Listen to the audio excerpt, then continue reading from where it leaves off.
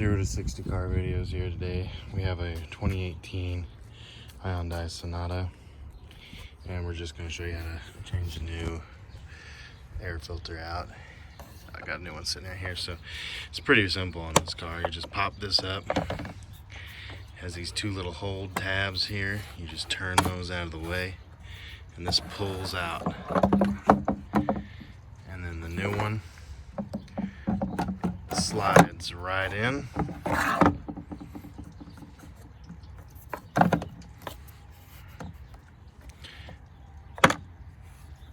It's that simple. The factory, like OEM replacement, comes with these fancy tabs, but you can get cheaper replacements off Amazon, and it's not necessary to have that. That's all there is to it.